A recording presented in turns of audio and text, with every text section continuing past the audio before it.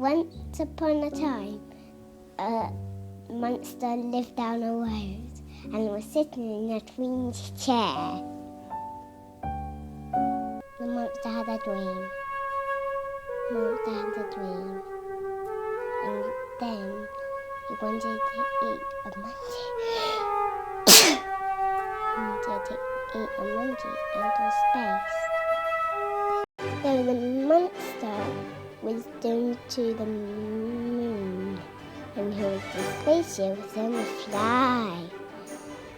It was going to fly up there very high into the clouds.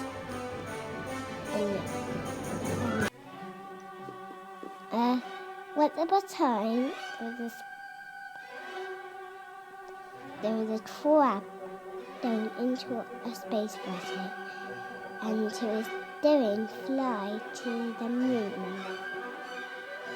There, the monster was in the space vessel like that, and he was just going down the ladder and eat the monkey.